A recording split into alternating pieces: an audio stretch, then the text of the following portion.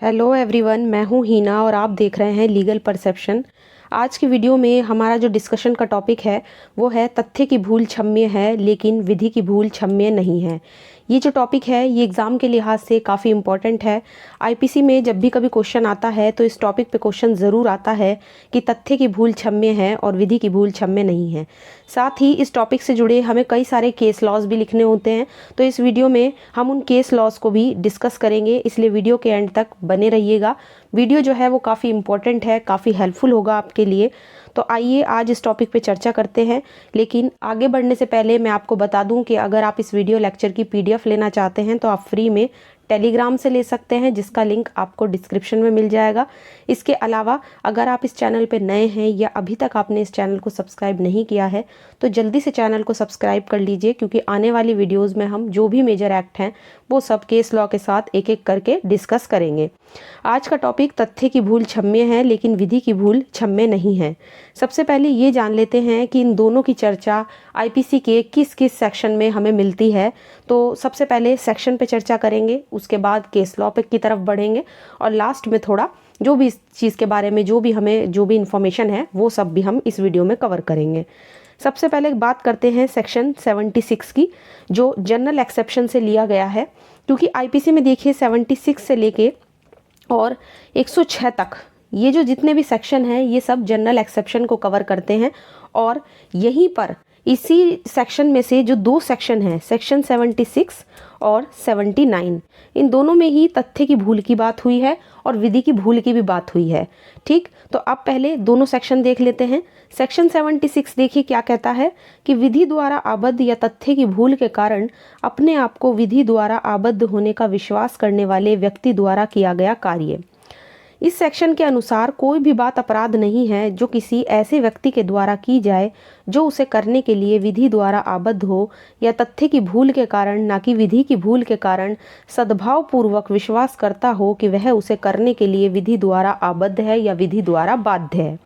तो ये तो बात थी सेक्शन 76 की, जो हमें तथ्य की भूल के कारण बचाव दे रहा है कि अगर हम तथ्य की भूल करते हैं, मिस्टेक ऑफ फैक्ट करते हैं तो हमें बचाव मिलेगा। और कोई भी बात अगर ऐसे व्यक्ति के द्वारा सद्भाव पूर्वक, जो विधि द्वारा खुद से आबद्ध समझता है खुद को या विधि के द्वारा आबद्ध है, वो अगर मिस्टेक ऑफ फैक्ट में रहकर कोई काम करता है तो वो उसका अपराध नहीं माना जाएगा। तो बेसिकली ये जो सेक्शन 76 है ये विधि द्वारा आबद्ध व्यक्ति के लिए है, लेकिन बात हो रही है यहाँ पे मिस्टेक ऑफ फैक्ट की।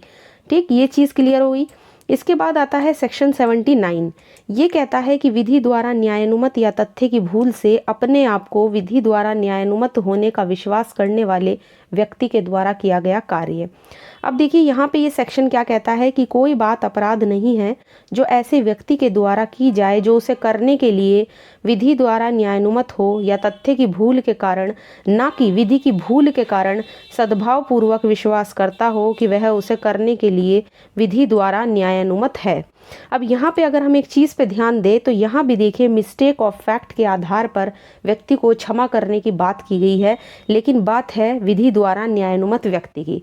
दोनों सेक्शन में फ़र्क मैंने आपको जब जनरल एक्सेप्शन का वीडियो कवर किया था तो उसी में बताया था। जो मैंने सेक्शन 76 से लेके 85 पर जो जनरल एक्सेप्शन का वीडियो है उसमें मैंने दोनों सेक्शन में बिल्कुल क्लियर करके आपको डिफरेंस बताया था कि दोनों सेक्शन में क्या डिफरेंस है। यहाँ पे हम उस चीज़ को डिस्कस नहीं करेंगे कि क्या डिफरेंस है, हम सिर्फ बात कर रहे हैं मिस्टेक ऑफ फैक्ट की या मिस्टेक ऑफ लॉ की। तो आज का टॉपिक है मिस्टेक ऑफ फैक्ट। दोनों ही सेक्शन में अगर हम गौर करें तो मिस्टेक ऑफ फैक्ट की बात हो रही है कि अगर कोई व्यक्ति, भले ही सेक्शन 76 तो ये कहता है कि विधि द्वारा बाध्य है कोई व्यक्ति और वो मिस्टेक ऑफ फैक्ट में कोई काम करता है तो उसे बचाव मिलेगा, और सेक्शन 79 कहता है कि अगर कोई व्यक्ति विधि द्वारा न्यायानुमत है और वो मिस्टेक ऑफ फैक्ट करता है, मिस्टेक ऑफ फैक्ट में कोई काम करता है तो वो उसको बचाव मिलेगा। तो इस तरह से दोनों ही जो सेक्शन हैं वो मिस्टेक ऑफ फैक्ट की ही बात करते हैं। अब हम बात करते हैं अपने टॉपिक की। आज का टॉपिक है तथ्य की भूल क्षम्य है लेकिन विधि की भूल क्षम्य नहीं है। सबसे पहले हम इस बारे में जानने से पहले उस सूत्र के बारे में जान लेते हैं, है ना, उस सिद्धांत के बारे में जान लेते हैं जो लैटिन में इन वर्ड्स के लिए यूज़ किया जाता है। यानी ये जो पूरा सेंटेंस है कि तथ्य की भूल क्षम्य है और विधि की भूल क्षम्य नहीं है, इसको अगर आप देखो तो ये इन लैटिन वर्ड से, इन लैटिन मैगजीम से इसको लिया गया है। और कभी कभी एग्जाम में डायरेक्ट आपके पास ये लैटिन मैगजीम लिखी होती है और आपको इसे सॉल्व करना होता है। तो आपको ये लैटिन मैगजीम ध्यान रखनी है कि इसका मतलब भी यही है कि तथ्य की भूल क्षम्य है लेकिन विधि की भूल क्षम्य नहीं है। अब यहाँ पे जो भूल वर्ड यूज हुआ है उसका मतलब क्या है, तो देखिए भूल का मतलब अनभिज्ञता से है, यानी किसी चीज़ के बारे में जब आप अनजान होते हैं तो उसे कहा जाता है भूल। अनभिज्ञता का मतलब होता है ज्ञान का अभाव, यानी आपको उस चीज़ के बारे में नॉलेज नहीं है, आपके पास जो है वो ज्ञान का अभाव है ना, नॉलेज की कमी है उस चीज़ को लेकर, इसलिए आपने वो मिस्टेक की है, वो एक्ट किया है। तथ्य की भूल मात्र विस्मृति नहीं है, यानी आप तथ्य की भूल को केवल ये नहीं कह सकते हैं कि आपको वो चीज़ जो थी वो ध्यान में नहीं रही है, तो बल्कि अज्ञान और अपूर्ण भी हो सकती है। मतलब आप केवल तथ्य की भूल को विस्मृति के माध्यम से नहीं बता सकते हैं, आप ये भी कह सकते हैं कि उसमें आपको ज्ञान नहीं था, आपको नॉलेज नहीं थी। कोर्ट क्या मतलब निकालेगा तथ्य की भूल का, कि इसका मतलब ये है कि आपको उस चीज़ की नॉलेज नहीं थी या आपका जो उस चीज़ के बारे में ज्ञान था वो अपूर्ण था, है ना, अधूरी भी हो सकती है। और दुर्भाग्य से हुई चूक भी इसमें आती है, यानी मिस्टेक ऑफ फैक्ट में अगर एक्सीडेंटली कोई चीज़ हो जाती है, दुर्भाग्य से कोई चीज़ हो जाती है तो वो भी आती है। तो इस तरह से यहाँ पे भूल का मतलब लगाया गया है। अब हम तथ्य की भूल से संबंधित कुछ ऐसे मामले देख लेते हैं और काफ़ी मोस्ट इम्पॉर्टेंट केसेस आपको सारे यहाँ पर मिलेंगे जो काफ़ी खास इम्पॉर्टेंट केसेस हैं और सारे ही आईपीसी के लिहाज से काफ़ी इम्पॉर्टेंट केसेस हैं और मिस्टेक ऑफ फैक्ट से ही रिलेटेड हैं। सबसे पहला और सबसे फेमस केस आता है आर वर्सेस टॉल्सन। 1889 का केस है, काफ़ी पुराना केस है। इस वाद में क्या होता है, इस मामले में एक महिला को द्वि विवाह का अभियोग चलाया जाता है, यानी एक लेडी थी, उस पर बाइगेमी का आरोप लगाया गया कि उसने बाइगेमी की है, दूसरा विवाह किया है। क्योंकि अब देखिए बाइगेमी जो है वो आईपीसी के सेक्शन 494 में एक पनिशेबल क्राइम है ना। बाइगेमी को जो डिफाइन किया गया है आईपीसी में वो सेक्शन 494 में किया गया है। और दूसरे विवाह के लिए उस स्त्री पर इस केस में अभियोग चलाया जाता है क्योंकि उसके पति के भाई ने बताया था कि जिस जहाज से उसका पति गया था वो डूब गया है, जिसके बाद महिला ने खुद को विधवा मानकर दूसरा विवाह कर लिया था। केस के जो फैक्ट है वो यही है। अब यहाँ पे जो न्यायमूर्ति केव थे, इस केस के जज का नाम है ये, तो न्यायमूर्ति केव ने कहा कि ईमानदारी से हुई युक्तियुक्त भूल ऐसी होती है जिसे जैसे कि एक शैशव या पागलपन में उसे किया जाए, मतलब जैसे कि कोई बच्चा उस भूल को कर दे या कोई पागल व्यक्ति उसको कर दे। तो अगर किसी में पागलपन है या किसी बच्चे में, शैशव में या बचपन में कोई बात की जाती है तो ईमानदारी से अगर कोई भूल करता है ना तो उसको हमें ऐसे ही मानना चाहिए, है ना। यह भूल सद्भाव पूर्वक थी, महिला ने जो भूल की थी दूसरे विवाह की वो सद्भाव पूर्वक की थी, गुड फेथ में की थी। उसने अपने पति के भाई की बात पर पूरा विश्वास कर लिया था और कई वर्ष तक जब उसका पति नहीं लौटा, इसीलिए तथ्य की भूल को इसे माना गया, इसे मिस्टेक ऑफ लॉ नहीं माना गया, इसे मिस्टेक ऑफ फैक्ट मानकर कोर्ट ने महिला को द्विविवाह का दोषी नहीं ठहराया था। तो बेसिकली इस मामले में कोर्ट ने इस चीज़ पर गौर किया है कि वो जो महिला थी जिस पर द्विविवाह का अभियोग चलाया गया है, बेसिकली उस पर जो अभियोग चलाया गया था वो इसलिए उसको माफ़ कर दिया गया था, उसे इसलिए मिस्टेक ऑफ फैक्ट माना गया था क्योंकि उसने जो उसका देवर था, जो उसका पति का भाई था, उस पर सद्भाव पूर्वक गुड फेथ के साथ विश्वास किया था। इसी तरह मिस्टेक ऑफ फैक्ट से एक और केस है, केस का नाम है शेराज वर्सेस रूडजन, 1926 का केस है। इस मामले में जो अभियुक्त था, जो एक्यूज था, उसको शराब बेचने का लाइसेंस इस शर्त पर दिया गया था कि वह ड्यूटी पर होने वाले किसी पुलिस कर्मचारी को शराब नहीं बेचेगा। लेकिन एक दिन क्या होता है कि एक सिपाही उसके घर आता है और शराब परोसने की मांग करता है। सिपाही ने उस वक्त अपनी जो आर्म प्लेट होती है, जो वर्दी पे लगी होती है, वो नहीं पहन रखी थी, वो उतार रखी थी। उसने सद्भावपूर्वक विश्वास किया, उस पर्सन ने जो शराब बेचता था, सद्भावपूर्वक गुड फेथ में, और अब वो पुलिस कर्मचारी ड्यूटी पर नहीं है, उसने ये विश्वास किया और उसे शराब परोस दी। कोर्ट ने इसे तथ्य की भूल माना, इसे मिस्टेक ऑफ फैक्ट माना, किसी विधि की भूल नहीं माना और उस व्यक्ति को क्षमा कर दिया और कहा कि यह भूल सद्भावपूर्वक की गई थी, इसलिए वह व्यक्ति दोषी नहीं है। तो यहाँ पे भी मिस्टेक ऑफ फैक्ट के आधार पर ही, जिस तरह से आर वर्सेस टॉल्सन के केस में महिला को क्षमा किया गया था, ठीक इसी तरह इस मामले में भी मिस्टेक ऑफ फैक्ट मानकर उस व्यक्ति को क्षमा कर दिया गया था। इसके बाद नेक्स्ट केस आता है वरियाम सिंह का। वरियाम सिंह वर्सेस सम्राट 1926 का केस। इस मामले में क्या होता है कि ए ने सद्भाव पूर्वक बी को एक मनुष्य की जगह की बजाय एक प्रेत समझा, प्रेत मतलब एक भूत समझा, और उसे घातक चोट पहुंचाई। ए किसी भी अपराध का यहाँ पे दोषी नहीं ठहराया गया, क्योंकि यहाँ भी उसकी भूल सद्भाव पूर्वक थी, है ना। उसके मन में कोई क्रिमिनल इंटेंशन नहीं थी, कुछ नहीं था, बस उसे क्या हुआ, उसे एक तरीके से तथ्य की भूल हुई, उसे फैक्ट की भूल हुई। तो यहाँ भी उसे सद्भाव पूर्वक उसकी भूल को मानते हुए उसे माफ़ी दे दी गई, मतलब उसे दोषी नहीं ठहराया। इसी तरह से एक और केस आता है चिरंजी वर्सेस राज्य का केस, 1952 का केस है। इस मामले में अभियुक्त ने भ्रम में पाकर अपने एकमात्र बेटे को भ्रम में पड़कर बाघ समझ लिया, है ना, टाइगर समझ लिया, बाघ, और उस पर कुल्हाड़ी से हमला कर दिया। अब तथ्य की भूल के कारण उसने ऐसा किया था, उसे मिस्टेक ऑफ फैक्ट हो गया था, और सोचा था कि मृतक को नष्ट करने में वह कोई अनुचित कार्य नहीं कर रहा है।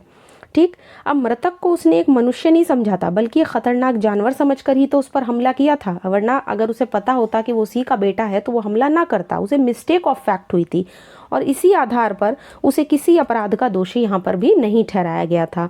तो इस तरह से एक एक करके हमने जो ये 4 इंपॉर्टेंट केसेस देखे हैं, ये सारे के सारे मिस्टेक ऑफ फैक्ट के हैं। चारों केसेस ये दिखाते हैं कि ये जो सेक्शन 76 और 79 में बात हुई है कि तथ्य की भूल क्षम्य है और विधि की भूल क्षम्य नहीं है, ये जो चारों केसेस थे ये मिस्टेक ऑफ फैक्ट से रिलेटेड थे, और चारों ही काफ़ी इंपॉर्टेंट केसेस हैं। ठीक, और चारों में ही मिस्टेक ऑफ फैक्ट के आधार पर जो एक्यूज थे उन सबको माफ़ कर दिया गया, उन्हें दोषी नहीं ठहराया गया था। अब बात करते हैं दूसरी चीज़ की, यानी मिस्टेक ऑफ लॉ की, विधि की भूल। विधि की भूल इंडिया में क्षम्य नहीं है, साफ लिखा हुआ है सेक्शन 76 और 79 में। तो मिस्टेक ऑफ लॉ का मतलब क्या होता है?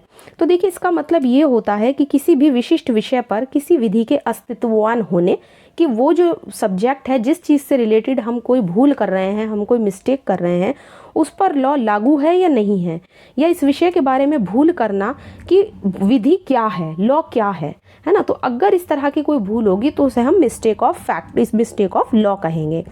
अब विधि की भूल को क्षम्य क्यों नहीं कहा जाता, मतलब क्यों उसको क्षम्य नहीं बनाया गया है, इसके क्या कारण हैं?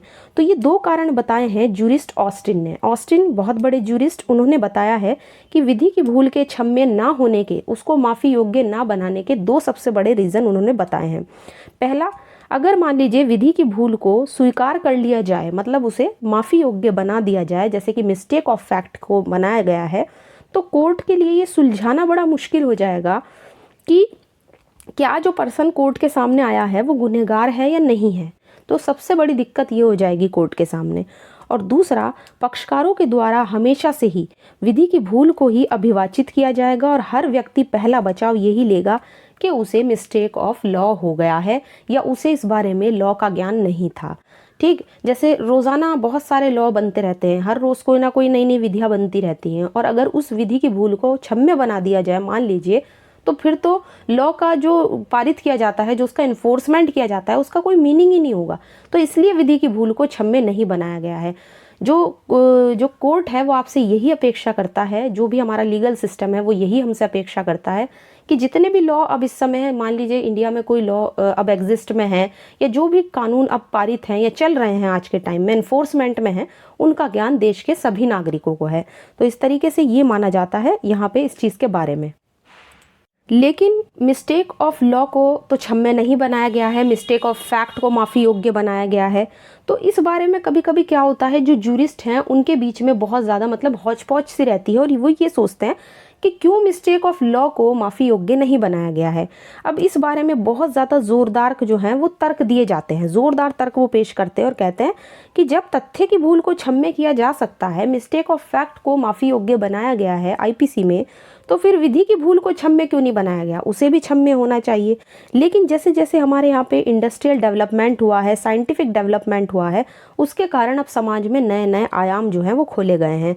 हर रोज़ लॉ बनाए जा रहे हैं, विधियों का अंबार सा लग गया है, चाहे कितना भी सावधान और होशियार व्यक्ति क्यों ना हो वो इसके बारे में जान पाता है ना। हम इसके बारे में, ये नहीं है कि वो सबके बारे में जानेगा, दूर दराजों के इलाकों में भी तो लोगों को बिल्कुल जानकारी नहीं हो पाती कि किस तरह के लॉ रोज़ाना रोज़मर्रा की ज़िंदगी में बन रहे हैं।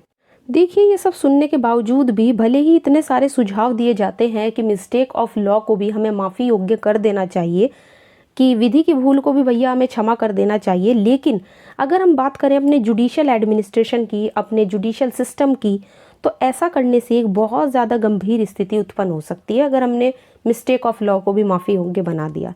मिस्टेक ऑफ फैक्ट तो ठीक है, चलिए वो तो माफ़ी योग्य है, लेकिन मिस्टेक ऑफ लॉ कि आपको विधि का ज्ञान नहीं था, इसको माफ़ी योग्य बना दीजिए, तो ऐसा करने से गंभीर स्थिति उत्पन्न हो जाएगी। अब हम इसे एक एग्जाम्पल एक दो एग्जाम्पल देख लेते हैं पहले इस टॉपिक से रिलेटेड। देखिए, संसद के किसी भी अधिनियम के द्वारा अगर मान लीजिए किसी काम को हमने आज पनिशेबल बना दिया, आज वो दंडनीय है, और एक व्यक्ति एक दिन के बाद इसी काम को जाने बिना कर देता है कि जिस काम को वो करने जा रहा है वो दंडनीय घोषित कर दिया गया है, यानी कल जो काम कल तक दंडनीय नहीं था, कल तक पनिशेबल नहीं था, आज उस पर एक्ट बना और आज ही वो पनिशेबल हो गया, और कल व्यक्ति उसी काम को करता है ये सोचकर कि वो दंडनीय नहीं है। जिस काम को वो करता है अब उसके लिए उसे दंडित किया जाएगा, क्योंकि सिद्धांत हमारे देश का, हमारे लीगल सिस्टम का यही है कि विधि की भूल क्षम्य नहीं है।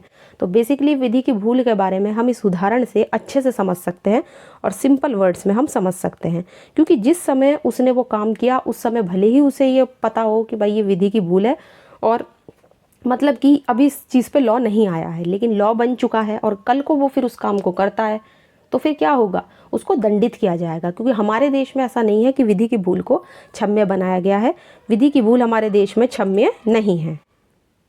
इसी तरह से एक और एग्जाम्पल देख लेते हैं।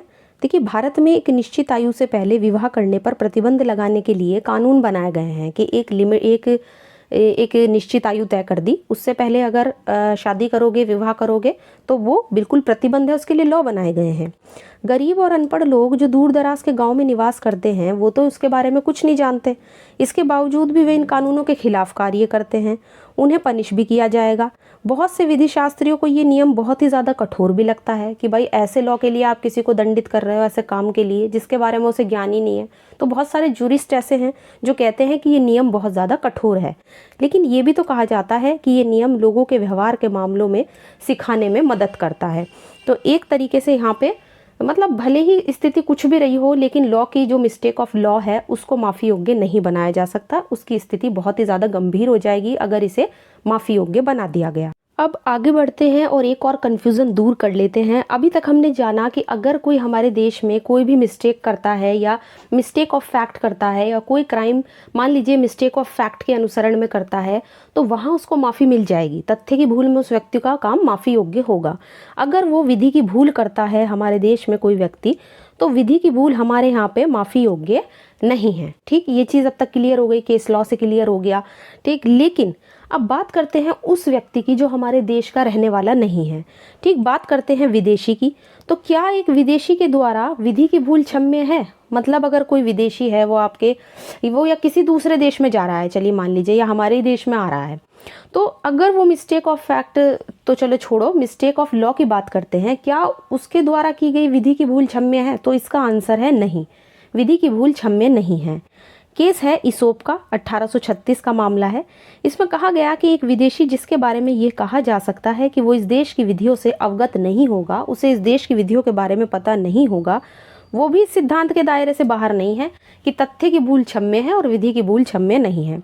उसको भी विधि की भूल के लिए हम दोषी ठहरा सकते हैं, दायी ठहरा सकते हैं। उसके बारे में माना जाएगा कि जब वो किसी देश में जाता है, किसी दूसरी कंट्री में जाता है, तो उस देश के लॉ से तो पूरी तरह ज्ञान नहीं होगा उसे। तो यहाँ पे यही माना गया है कि जब कोई व्यक्ति मान लीजिए किसी दूसरे देश में जा रहा है, तो उसके साथ भी ऐसा नहीं बरता जाएगा, नरमी नहीं बरती जाएगी कि वो मिस्टेक ऑफ लॉ कर दे या मिस्टेक ऑफ लॉ के तहत वो कोई क्राइम कर दे। उस पर भी यही नियम लागू होगा कि तथ्य की भूल क्षम्य है और विधि की भूल क्षम्य नहीं है।